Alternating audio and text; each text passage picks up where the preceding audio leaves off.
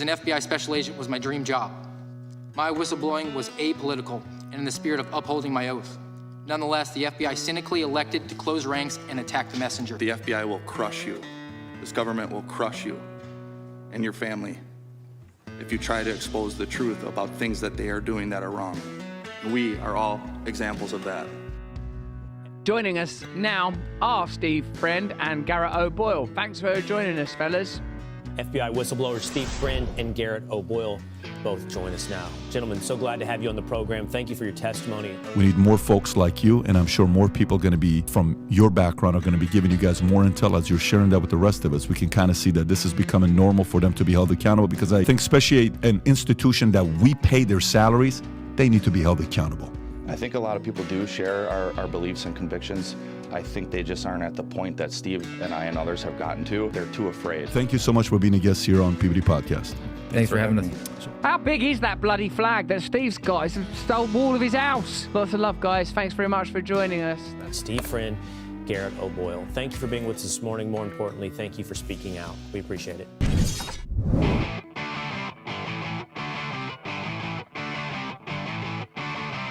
You're in the information age, but facts are in short supply. Reject the noise, ask bold questions, and pursue the truth with FBI whistleblowers and founding suspendables Garrett O'Boyle and Steve Friend. This is the American Radicals Podcast.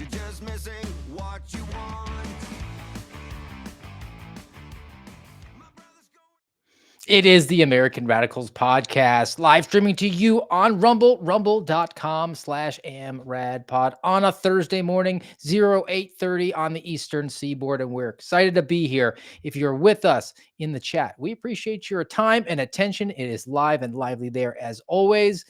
And make sure that you do smash the thumbs up and follow the channel. If you want to subscribe, that goes directly to support us here at the American Radicals Podcast. And if you are listening to the audio format on iTunes and Spotify and iHeart, do subscribe there so you can get the updated new episodes as they drop Tuesday, Thursday, and Saturday.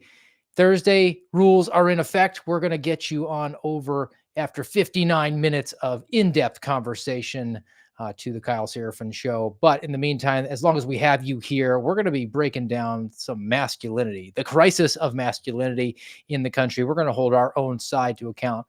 And ladies, you can just sit back and relax and just take in all the good eating that we're going to do, because we've got a lot to dish out. And then a programming note, apparently we cracked the code in the Matrix. Last week on Tuesday, 26,000 views of the American Radicals Podcast, an all-time record. I thought it was a suspendables record until I went back 2 months and saw that Kyle Seraphin actually exceeded it by a few thousand. But we are the reigning champions of the last 2 months. So we're going to take that and hopefully roll with it, keep the momentum going. I don't know how we did it, but maybe we'll just luck into another one. Thanks for being here regardless of that. And let's bring on Garrett at GOB Actuals, where you find him on the social medias. He was very active a couple of days ago because of Marcus Allen's testimony. He was calling out those congressmen from afar. I felt like if you had been in the room, there might have been some violence. Masculine violence. Of course. Yes. I mean, I don't really have much to add to that. It's like people can, if you're watching, you can see Steve and I both have the Black Ops version of the Suspendables PT shirt on. We didn't plan that. I woke up today.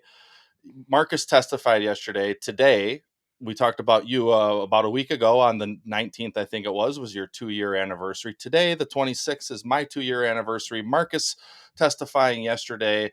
The abortion that process was, I woke up and I said, it's not a Black Ops version today. It's a Black Pill version. So I'm decked out. Other than this mug right here is the only thing not black for me today. But yeah, man, it's I think it's a timely topic. It's a timely topic. And if I know we got the 59-minute rule, but if there's a moment to spare, I may talk about Marcus a little bit at the end, because he acted like a man. Or maybe I should just get it out of the way now. I don't know. And so I'm gonna pop this up too. Or I'll just read it. 1 Corinthians 16:13. Watch you stand fast in the faith, quit you like men, be strong. And what that means is well, I'll read a more English like version. I had my King James version up, so it's it's for 1 Corinthians 16:13. It says, "Be watchful, stand firm in the faith, act like men, be strong." What does that mean? If you watched yesterday, or if you just go on my Twitter, you'll see a bunch of clips that I cut of Marcus and the abortion of quote unquote oversight that occurred yesterday on Capitol Hill with this weaponization subcommittee that Steve and I testified with Marcus, last time. Marcus acted like a man. He stood firm in the faith. He called people to task, especially Jeffrey Veltri, for his degradation of the Holy Spirit in Marcus's case. And kudos to him for that. That is what we need. We need men like that. And if you watched and you saw Marcus, a man on the brink, on the verge, almost the whole time. Anytime he had more than 30 seconds or a minute to talk, he was on the brink because of what this nation did to him, what this government did to him. I said it when I testified. You hear it every time in the beginning of the show. They will crush you, and we are all examples of that. Marcus is the prime example of that. The government, the FBI, agreed to give him his back pay. He was suspended for 27 months, no pay, lied about, slandered, smeared. Him and his wife pulling from their savings so they don't lose their house. Devastated by a country that he has served his entire life. And people may not have caught this, but one of the things he said yesterday was something to the effect of, "This is my last form of public service." This being the testimony, the hearing yesterday. And God bless him for it. He didn't have to be there. He didn't have to go through that again.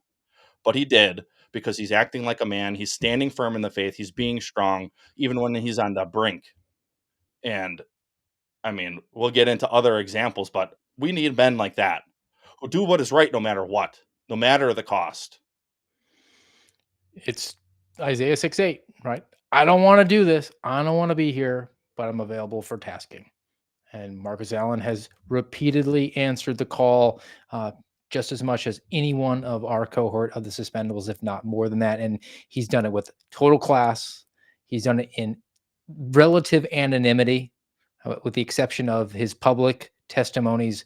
He doesn't speak out. He doesn't have that avenue, that way that you can vent like you and I do 3 days a week, or if we actually get called over to other sources of media where we can express our ideas, do so on social media.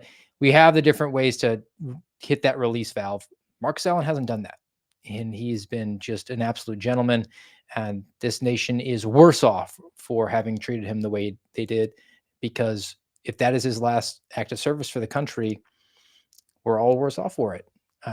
But like you said, it's all about masculinity today and the crisis there, because so many people are lacking the character qualities and virtues that Marcus Allen exemplified yesterday to the Weaponization Committee. And we want to get to those and talk about them. And it's around this topic. It's not really a coherent one subject moving to the next, but I do think they're all relevant, and we're going to move through them and really own our own side today. And like I said, the ladies in the American Radicals podcast, you all can relax. We're going to hold our side accountable, which is also kind of a masculine thing to do. So the first one that I found that'll be sort of a launch up here, and maybe the ladies do need to be held a little bit accountable on this one when I tell you more about the author of the story. But this comes from from Kansan.com. It appears to be like a student-run newspaper from University of Kansas. So the article is called "We Are in a Masculinity Crisis," which I thought fit well with today's show until I started reading it and felt like the author got close but didn't get all the way there. The online behavior of men these days is abhorrent and concerning. Yet I am not shocked. This toxic alpha male behavior is to be expected, considering how afflicted our men are by convoluted and crippled sense of masculinity. So this is a college junior, is still decrying alpha male behavior. And she says it's not really their fault. It's very condescending to a certain regard. But men no longer feel the need to conceal their hatred of women. Okay, maybe What? this is after a bad breakup. Yeah. They profoundly post it on the internet for all to see, as though a ripe hatred for women is equivalent to that of a shiny gold star for every 100 bachelors. Now she gets into actually understanding what could be generating basic malaise amongst the, I don't know, well, not the fairer sex, but what are we? Are we the more brutish sex? Yes. So for every 100 bachelor's degrees awarded to women, 74 go to men. Men constitute 70% of the decline in college enrollment. Men currently make up 93% of the prison population. Men account for 3/4 of what's considered deaths of despair, suicide, alcohol, drug overdose. The real affliction is our society's inability to clearly define what it means to be a man. The reality is we have stopped putting energy into developing our young men. The flippant phrase, all men are trash, is no longer excusable. We need to actively work to define what being a man really means and pour effort into raising men aligning with this definition. So I agree on that diagnosis. I probably disagree with her on the way to go about defining what a man is, because she probably thinks that what I would define it as, like a Marcus Allen type, would be toxic. Right. For sure. For sure. So I'll put away the criticism of that. She's 20, probably had a bad breakup somewhere, and is venting a little bit on Kansan.com.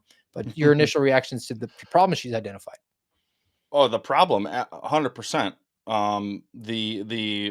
The symptoms or the effects or whatever causing the problem, we probably differ on, and the solutions we're probably going to differ on. Because, well, one, she's coming at it from I'm assuming she's like a college student if she's writing for them, so she's coming at it from basically a liberal arts government perspective, because she's likely been indoctrinated from government school her entire life, and now she's in college and she thinks, oh, I know things now because now I'm off to college and I'm writing for the Kansan or whatever. I give her an A for the old college try, as it were, but I would imagine if we had a sit down with her, we would be talking past her, or we'd be talking past each other almost immediately, because of unshared life experiences.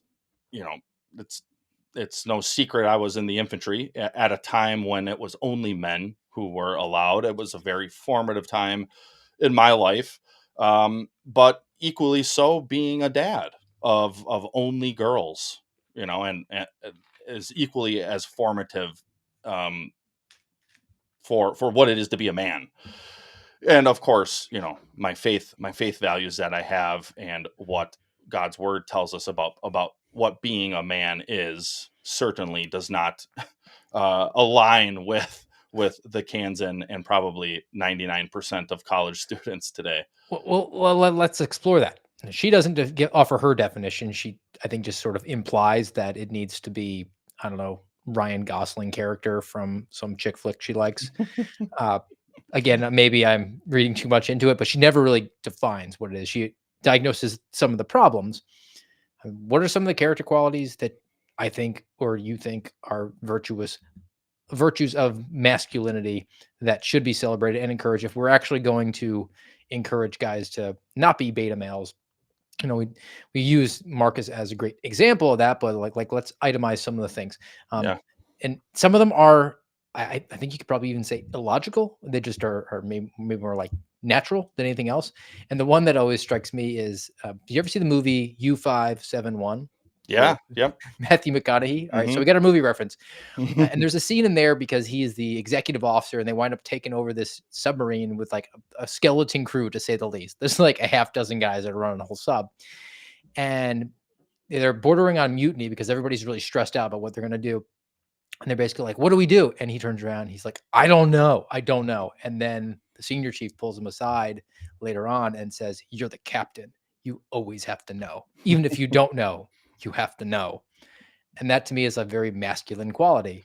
Like, I know you and I have been in situations in the last 2 years where it's like, there's not a precedent for this. There's not a go by. There's no template. Yeah. How do I go forward?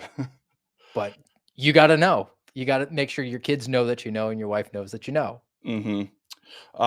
Yeah, I mean, for me, for itemizing uh, categories or areas that I think are important for manliness are, um, well, one, I think it starts with personal responsibility.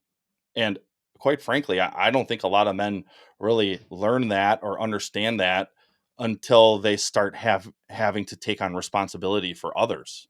Like when it's just you, man, it's a free for all. Especially if you're of the world, you're going to lean into your own desires and your own flesh, and probably not lean into the manhood aspect of what even society needs from you as a man.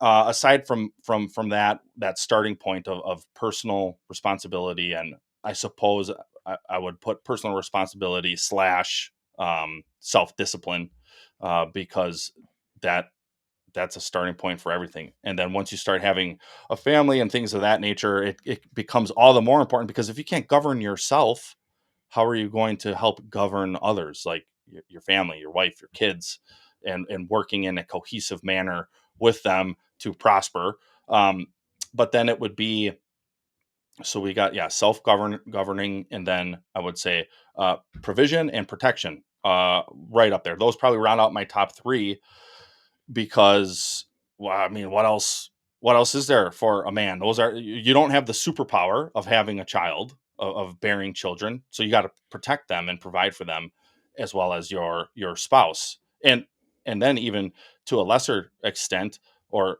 maybe even to a further extent, would be a better way of putting it, society. When society calls on you too for protection, whether that's, you know, I guess I'm thinking more historically, um, when society needed you because the barbarians are invading. Like, you have to step up and be the warrior now too.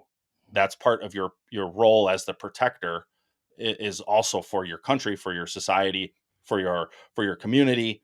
Um, we did an episode a while back where I covered the Magdeburg Confession, and the men in that community stood up and said, "Nope, that we're not going to bend the knee to the king who's forsaking God for himself." And that's what men do. And they closed the city gates, and they protected the women and children inside the gates until the king backed off. And there are many examples of that too, of men marching off to war or going to hunt to do the protection and the providing. And yeah, those are probably the big three for me. And I think it even comes home even more. Ephesians 5, where am I here? What verse is this?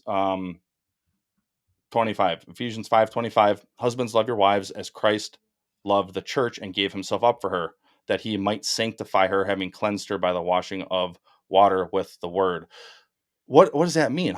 Really, it's, look at it goes back to bearing the cross. So Jesus said, pick up your cross and follow me.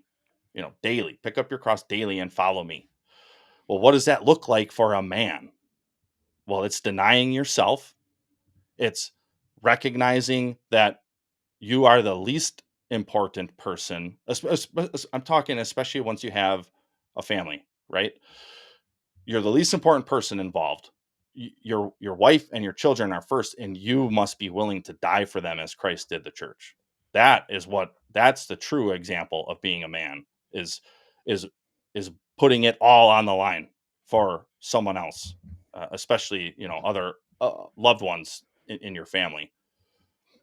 I I think that it's probably all derivative of being more left brain oriented as well. We're more rational, and we come to the rational side of and conclude, yeah, we're the most expendable in this entire organization. So if there Hmm. needs to be downsizing, it's got to fall to us, and that sort of drives, the bravery aspect to it. I mean, you still have to actually go forward with that and not, not be a Tim AWOLs, but I think it all comes down to certain that realization of, yeah, I'm the most expendable. Yeah. And Go ahead. even away from the family aspect of it, and I think it's probably worth linking it to the next piece that I got, and it was what's behind the rise of the lonely single men. And I want, before I even say anything, is I want to caveat it. All single men are lonely. It's just whether or not they're mature enough to recognize it. I think that's also something that comes with age and experience. Like when my, I had to travel, or if my wife takes the kids out of town for a couple days, I'm like, huh, I got a lot of free time. And then by 11 o'clock on the first day, I realized like how much my day revolves around the family, and then you just feel completely lonely for the duration at that point. But to this piece, younger and middle-aged men are the loneliest they've been in generations. It's probably going to get worse. And the actual uh, data here comes from dating apps, which I hadn't really considered because my wife and I were together before dating apps. Thank God. Hmm. Likewise. 62% of dating app users are men, which means 38% are women. That's not a good ratio, fellas. No, it's really not. Women can therefore be increasingly selective. So they're picking from the upper echelon of men, and the bottom 57% say of the 62 are not getting anybody swiping their direction. And then beyond that, because only a select few guys are getting selected, they're developing the relationship skills because they're able to meet up with these women and date them in a romantic situation, not just like grinder app stuff, but actually having a relationship. And the other guys aren't. So they're retarded in their relationship skill set, which only bodes worse for them down the Hmm. line, because they're not going to even if they do get a chance, they're just going to be fundamentally at a disadvantage, I guess, or they're going to be perceived to be sort of immature, and they're going to lose out on that opportunity to meet their future mate or wife, etc. Yeah, that does not bode well, Steve, at all for society. I mean, I feel for these guys because part of me thinks like, okay, well, what can you do to like be in that upper echelon, that 5%? Like, you can't change how you look. I mean, you can work out and eat a better diet, I guess, but I don't know how you're going to hone those relational skills sitting behind a screen. And And there's also another element they don't talk about here, and I remember having it pointed out years ago that we're now in the midst of, and that's the way that people tend to pair up. Typically, you're with someone who's your age Mhm. or younger if you're a man. Men date women who are a few years younger. Some of them, if they're Hugh Hefner, like way younger. It's very rare that you have the cougar situation, right? Where there's an older woman who's or significantly older than the guy, even a couple of years. And because of that, the older guys are taking the younger guys away from the younger guys. Well, And that has just limited their ability to, as well. yeah, and because I mean, think there's a couple it's multifaceted there because naturally speaking, an older guy he's gonna have more reps at just even talking to a woman. So And he's when probably he's further along in that career, so he's right, checking a lot of boxes as a right. provider. And then just think of the innate nature of it, of how we're made. Oh, shocking everybody. God made men and women different. Go freaking figure. Intentionally, by the way. And so there's that natural innate piece of it where a younger woman may see an older man who still is attractive to like she's probably still physically attracted to him to some degree, but does see the establishment in the career and like, oh wow, this guy, he seems like a man, like he's got a career, he's got his head screwed on straight, he's progressing, he's healthy. And then the natural part is, oh, well, he could still have kids because think even naturally men can have kids a lot longer, like our men's seed, it outlasts women's. And so a man who's 50 could still have, theoretically could still start having kids. I don't Didn't know Al who. Pacino just have a kid? He's like 80. That's old. That's freaking old. I wouldn't recommend that, but that plays a role too. And then It man, young worked for guys, Abraham. I'm not pro the Israel war or the Ukraine war, but maybe we need another war. Just start sending these guys off. All right. That's very tongue in cheek. Please don't take that seriously. No, no, we need to hit 26,000 views. Yeah. So definitely take that as a joke. So off of the intellectual aspect of it, let's pivot to some actual moments where we can call some people out. And this one I saw, and I was like, "This is the American Radicals story," because the way that this story gets set up, they bury the lead for us from something, and then threw it at you earlier, and I know we both want to get to it. It comes from the New York Times. I read it, so you don't have to. A majority of Arizona supports establishing right to abortion, this poll finds. Well, how is this related to masculinity? It's 58% of likely Arizona voters who are supporting this uh, amendment. Okay, the poll uh, it says that that's despite the fact that Donald Trump is leading Kamala Harris 50-45 in the state. And I think that this is the New York Times way of saying, like, well, see, even these reasonable Republicans, they support baby murder too. And I just came back from Arizona. This is a little bit of a side note, aside. You can't go 6 feet without seeing a commercial or an advertisement for the election for any political office, and it is the most we walk down the middle of the street fence sitter state I've ever encountered in my life. Every sign was Republicans for Kamala Harris or Democrats for Donald Trump. They're What? just playing for the exact undecided middle person. It's crazy. Which honestly, my whole life I've always wondered, who is that? Who's the Apparently, undecided all middle moved person? they all moved to Arizona. Okay. Uh, but this law, just so we for context, the amendment supporters see it as an important step to secure abortion access. Opponents say it goes too far by allowing abortions to go until 24 weeks. Right Oh, now, it's 15. They want it to go up to the third trimester. wow. Now, relevant for our discussion today on the masculinity crisis. Interestingly, more men than women plan to support the measure, 62% to 54%. Why aren't they calling out that misogyny, Steve? Young men were especially likely to support the amendment. Oh, and the quotation here before I throw it to you, Garrett, reset the O'Boyle meter. Quote, being a man, I don't have a dog in the fight necessarily, but I think abortion access is about taking care of people's well being, said Gage Billick, age 32 of Phoenix. Abortion is important health care. Yeah, sure. There, Steve, there it is. Gage coming at us with the language issue, right? He's Boy who can claiming, shave. Boy who can shave. yeah, he's claiming, oh, I don't have a dog in this fight. Yeah, you do. It goes back to what we He's were saying what talking he about. has to get a hookup. Yeah, that it goes exactly. It goes right back to what we just were talking about, I don't know, 10, 15 minutes ago about personal responsibility, self-discipline. A man leaning into his own desire and flesh is not a real man. He wants to just have sex. Who doesn't? What guy doesn't want to have sex? Like, of course. And oh, well, I mean, if she could just get an abortion, well, hey, all the better for me. And I don't even have to wear a condom now. How much? Even better. I just can raw dog it as much as possible and try and find as many different people to hook up with as I can. Which, by the way, everybody, if you didn't realize, that's another one of the pitfalls of our society is the overall sexual immorality. Like, I don't care if whether it's sex outside of marriage, whether it's gay sex or straight sex, it's all sexually immoral. It's all impure.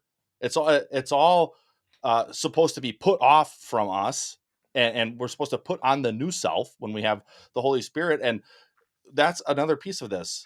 Men don't want that.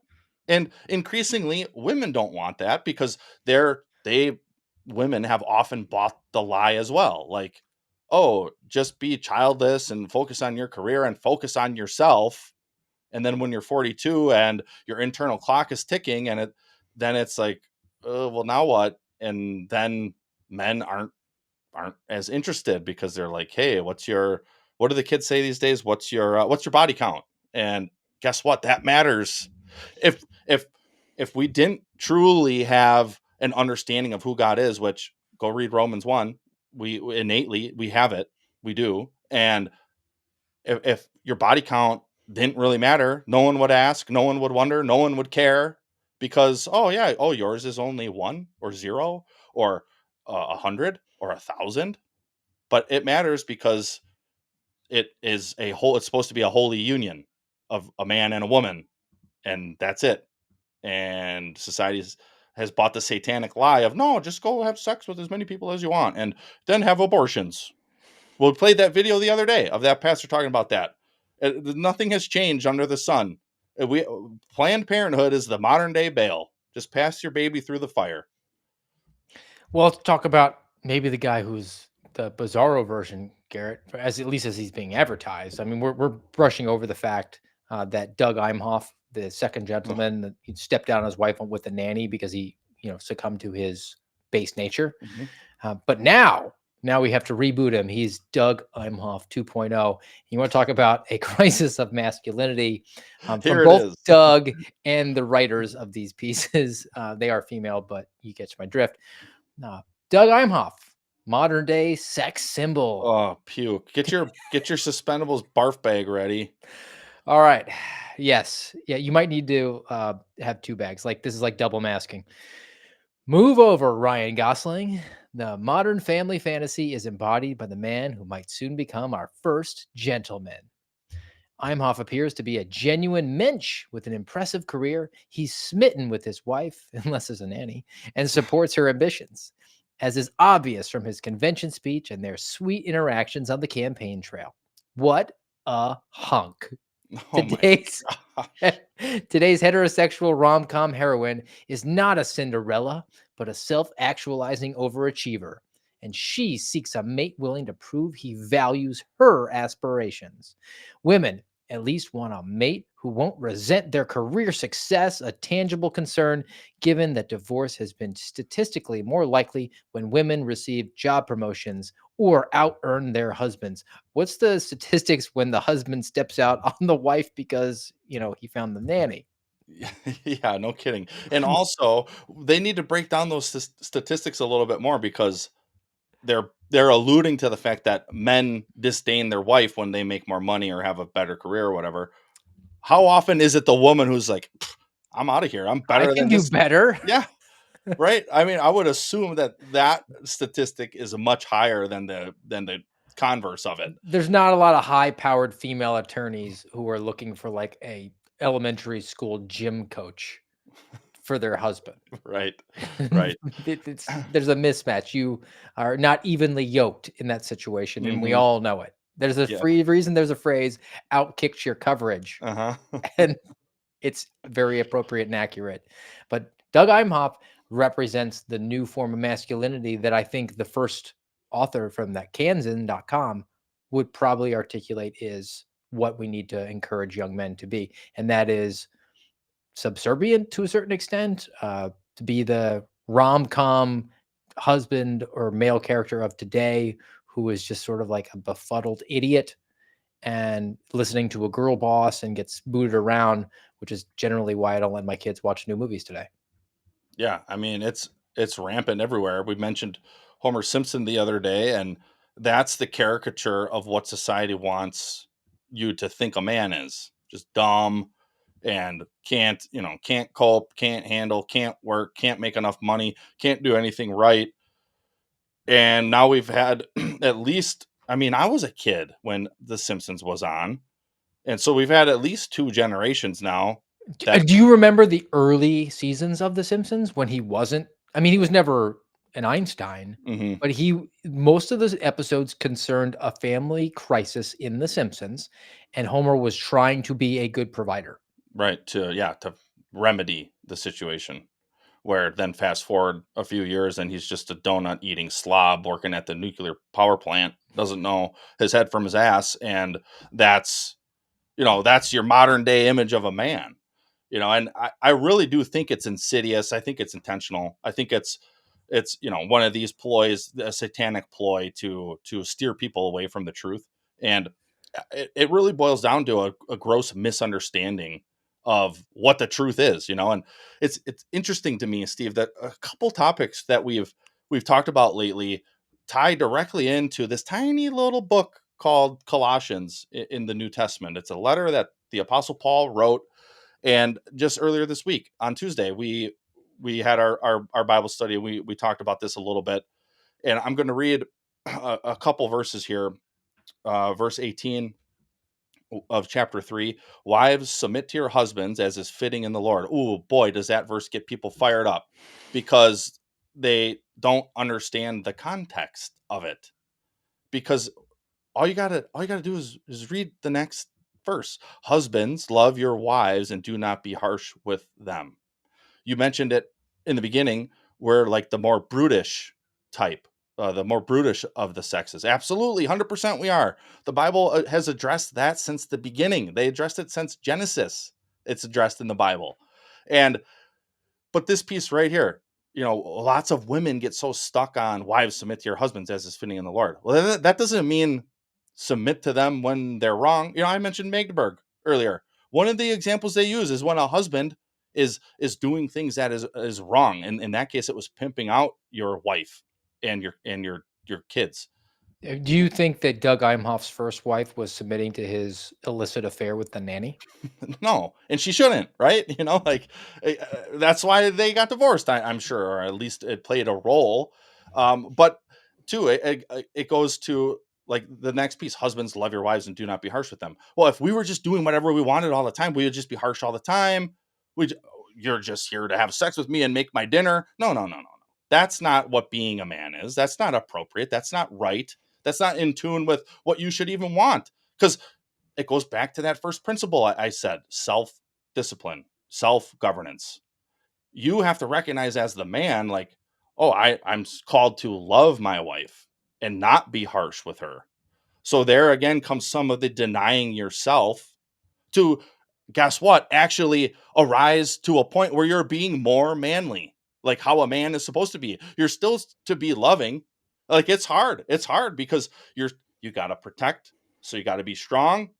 You got to be harsh sometimes to discipline your kids and raise them up in the way they should go, but not too harsh, because the next verse actually says, fathers, do not provoke your children to anger. Well, that's a fine line to Have you ever walk. tried to discipline a 3-year-old? Yeah, no kidding. And it's like a true man should be trying to arrive at all of these things to be the man he's supposed to be. And boy, society hasn't tipped that on its head. All right, we can go one of two ways here. We're gonna get to them both, I promise. Are we gonna have a hold ours to account like Homer Simpson, or we're gonna go to base nature and say that this is a bad idea because just reality is a thing? Base nature. All right, this says the vet. I really need to get to this one. This is about the first co-ed submarine in our Navy. Oh boy, First, that's going to end poorly, Steve. I already do know we it. even need to bother? All right. Yeah, this comes from NBC News. It's the USS New Jersey, the first fully integrated submarine built for both male and female sailors in 100-year history of submarines. They will operate the sub side by side, for united in purpose, skill, and determination, which I will underline: skill and purpose and determination. Modifications, though, are made. So I guess skill is not really united. They included more doors and washrooms and sleeping facilities for men and women to be separate. Other modifications include lowering overhead valves and making them easier to turn, because men and women are different. Even the Navy recognizes that. But all jokes aside about how men and women are different, because that's just a statement of fact.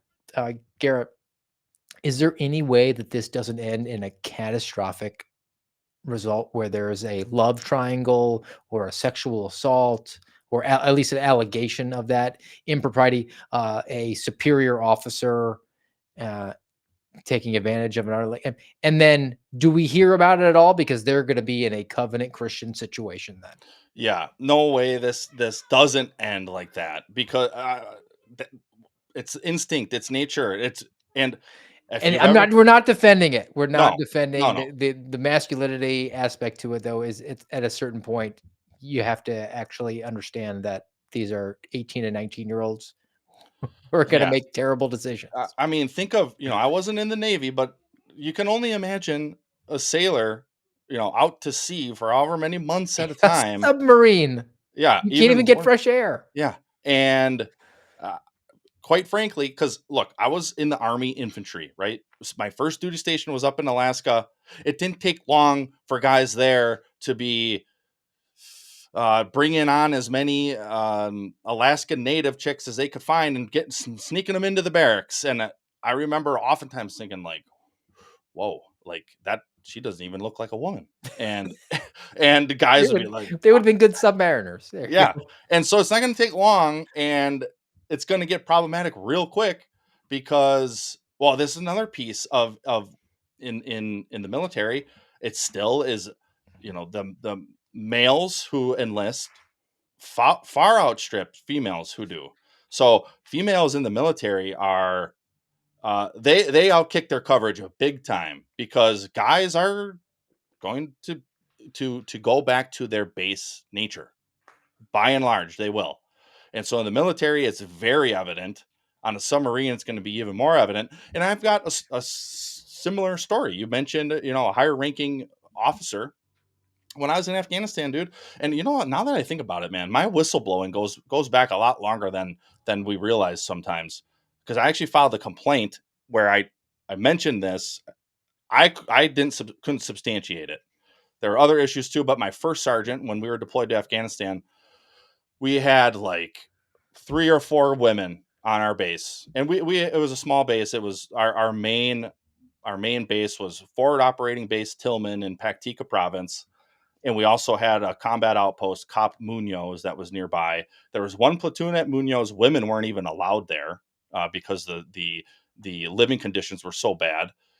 And then at Tillman, the living conditions were better. There were some showers and we had a chow hall. That's where 2 of the women worked. They were cooks, and their NCO was a man. But there was one other woman who did like signals intelligence for us, and she had like 2 underlings with her. She was an E6, a staff sergeant, and it didn't take long where people started noticing like, oh, Staff Sergeant so and so and First Sergeant so and so, they seem to be quite chummy.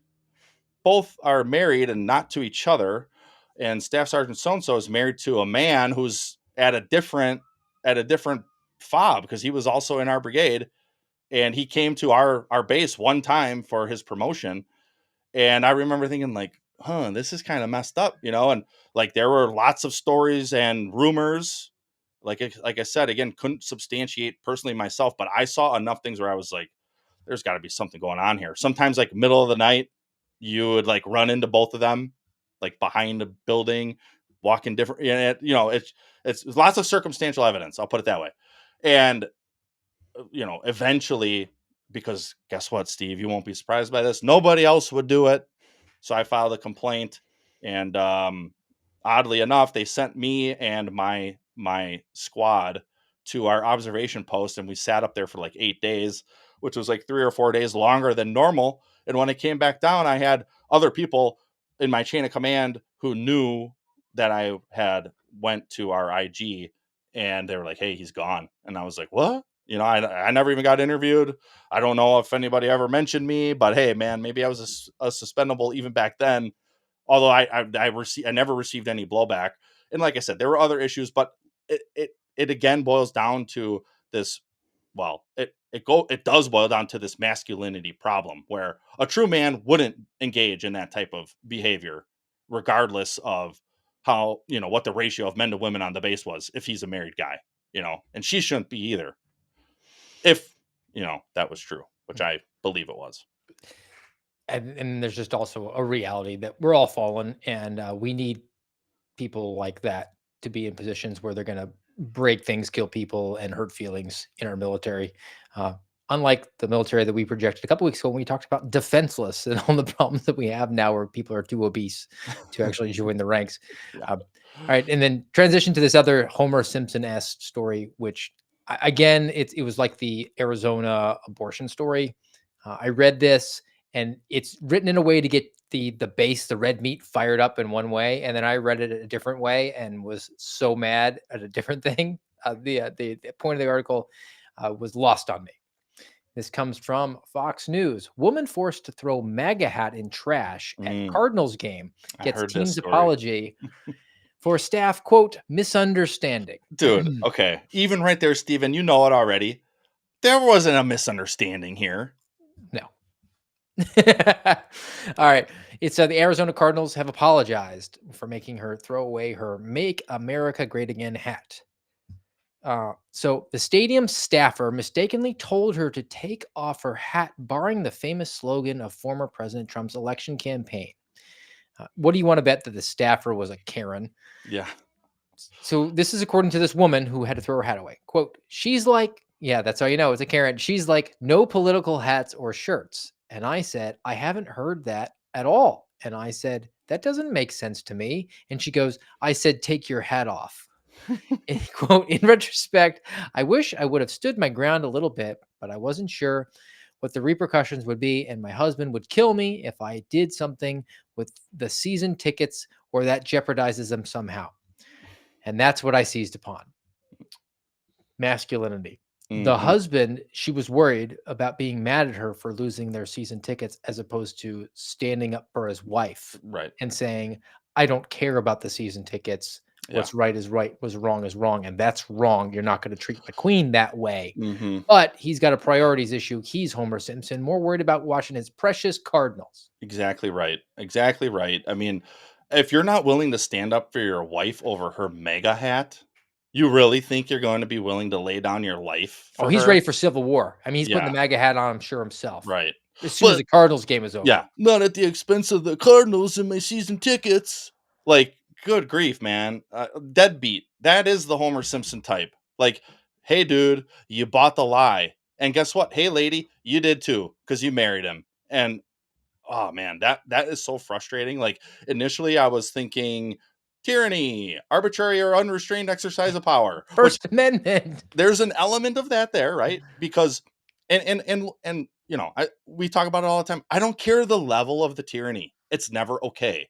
So the freaking Karen at the turnstile at the Cardinals game telling you to take your mega hat off and saying, I told you to take your hat off. No, no, no, no, no, you little tyrant. Like you don't have that authority and screw you. Like, uh, but you honed in correctly on the bigger issue is the masculinity crisis here, which is her husband, don't jeopardize my Cardinals tickets.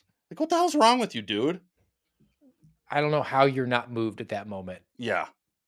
other than you have an idol, and your idol is your precious football game. You're a sports bro through and through. You're Homer Simpson, the current iteration of Homer Simpson, not the one that was in season one, who was freaking out about how he was going to give Christmas gifts to his family. So he was like laying it all down at the dog track in the hope that he would be able to buy them something. And that's how they got Santa's little helper. All right. A couple more examples. And actually, uh, this one was more of a reflection on our current leadership class and how we don't have the guys who were at least purported to be in charge anymore. In effect, we don't. And this was reported that there was a cabinet meeting, first one in 11 months from the president, 11 months. almost a full year before meeting his cabinet because he was terrified about the 25th Amendment. And then when he got there, he just yielded the floor to Dr. Jill. Notably, Jill Biden, Dr. Biden, the First Lady, in attendance today as well, yeah? Yeah, I mean, this is an important and interesting cabinet meeting because of who is not there, which was Vice President Harris, obviously, who has her campaign schedule. But then because of the spotlight that the First Lady did have, she talked about the fact that sometimes the White House, in her words, surprises you. And for somebody who has worked on women's health issues for her whole career, frankly, as a teacher, but also as the Second Lady and now as the First Lady, she said one of the things that struck her the most was the inequities in medical research, funding for medical research for women. So this is an important priority of hers that she had the opportunity to at this cabinet meeting to spotlight. And as you had that great interview with her, Peter, talking about the fact that, yes, a burden may have been lifted from her husband's shoulder in one respect with the end of his campaign, but there's still a lot of work that they both intend to do. Oh, so Jill Biden is unburdened by what has been. And she didn't get elected. No. All right. You could say what you want about election interference and it was a stolen election. Jill Biden wasn't on the damn ballot. All right. And we are turning over leadership to her. Who's making that call? Certainly Yeah. not anyone with even a modicum at his advanced age of testosterone. Like, is this just staffers saying like, we got to get to November 5th, or we at least got to get to October when, he dies or something, and then we This guy install. is in charge for 4 more months, Yeah. And it's or like, allegedly. allegedly, just put Jill in, she's a Biden, he's a Biden. What's the big difference? We didn't even elect our candidate. Well, she didn't get, And chosen. her leadership skills. So now we've installed her. She's the president in absentia, and abortion is her primary directive, right? She's been working on it for years. She's been working on community college. That's why Mhm. she's a doctor, right? Yeah. If you break your arm, she'll diagnose you with a JUCO degree. I mean, maybe we should start calling her Jezebel Biden, because that's what she is. If abortion is her key ingredient to making America great again, like, okay, all right. Jill Biden is the worst person on earth. And that's not a surprise. She comes from the worst category of people on earth. I said I was going to let the ladies slack. They're not, this category isn't in the American Radicals podcast audience.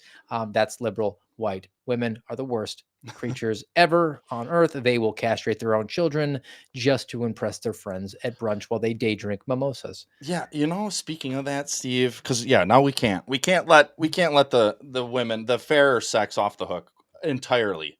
We went and saw Matt Walsh's Am I Racist? Dude, what is with liberal women, man? The it's frightening to see.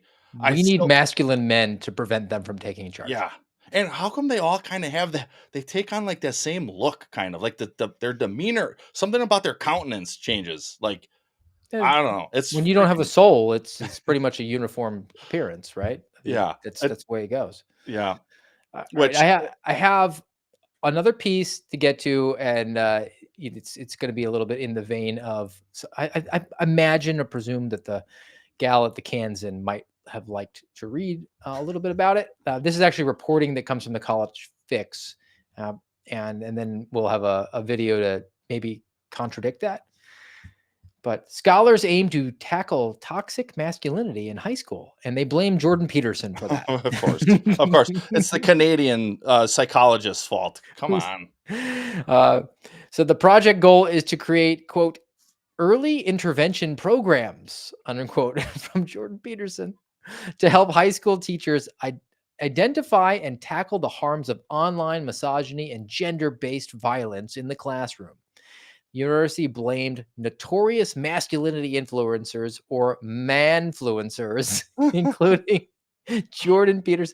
All right, Garrett, I aspire to be a manfluencer. Yeah, How me about too. you? Yes, I'm going to mansplain everything while I manfluence the society. These manfluencers, like Jordan Peterson, are perpetuating harmful ideologies around sexism and misogyny, which are filtering through to boys and young men's behavior in the classroom. And let's just watch one example of this terrible perpetuation of harmful ideologies at the behest of one Jordan Peterson. Saying men should be dangerous. By dangerous, that implies I should be ready to threaten someone, to hurt somebody. No, you should be capable of it, but that doesn't mean you should use it.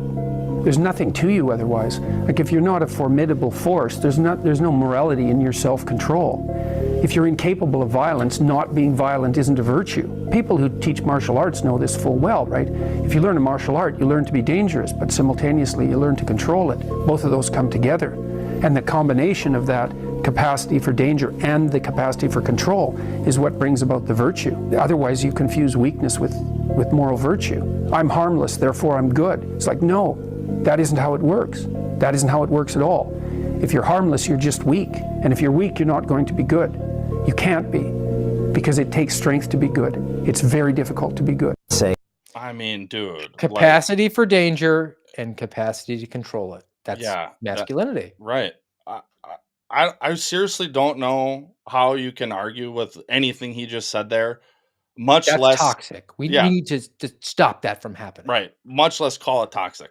But Like, we need to put Jill Biden in charge, as yeah. opposed to having that person who subscribes to, I have a capacity for violence in the defense of my family, Mhm. but I'm going to control that. It's the quality of meekness, power under control. Yep, yep. And it's an important one. I mean, dude, if think of our generation, Steve. Like, the GWAT veterans, the capacity that a small number of men have to inflict violence on people and don't is it's really tremendous at this point.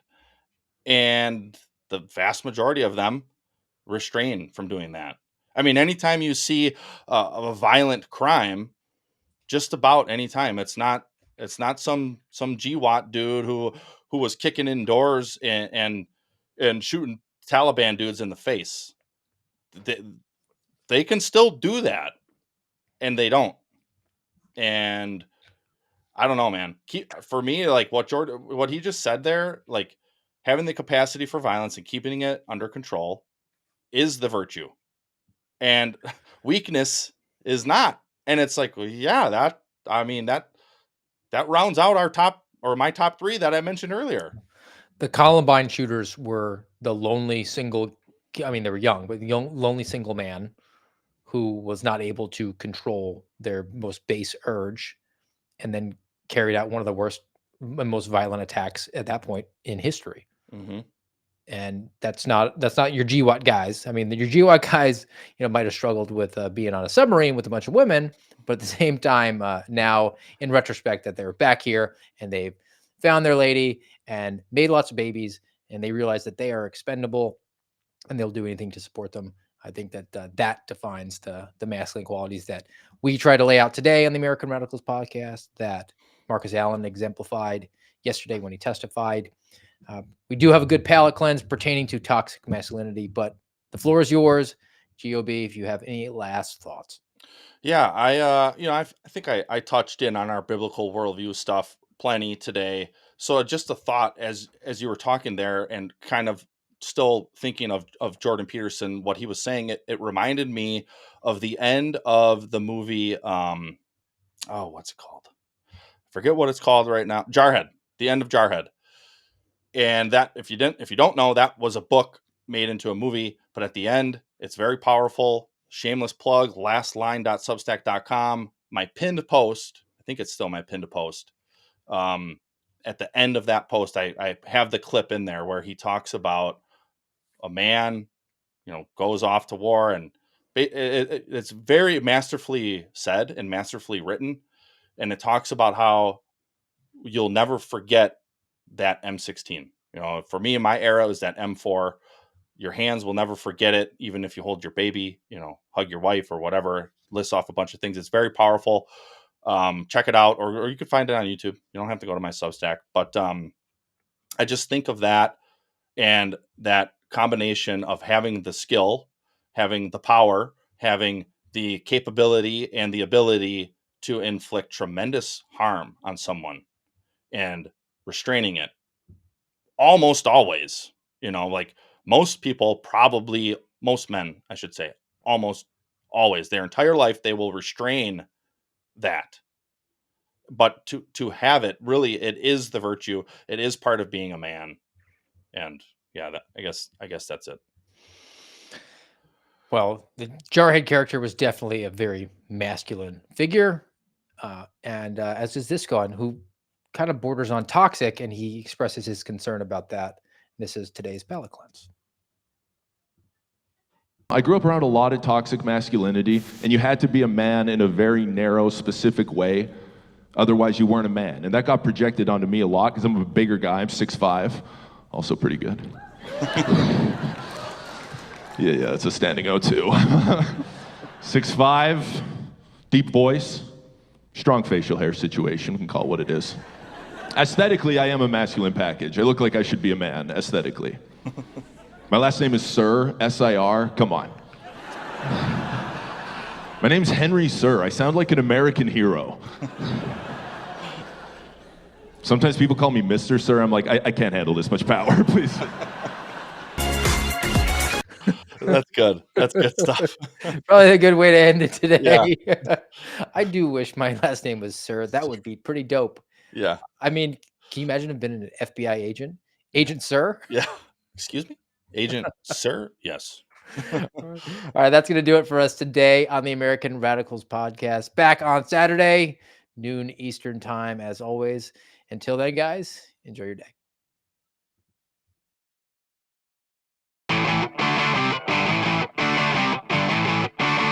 You've been listening to the Voice of the Suspendables on the American Radicals podcast. Follow us on rumble.com/amradpod.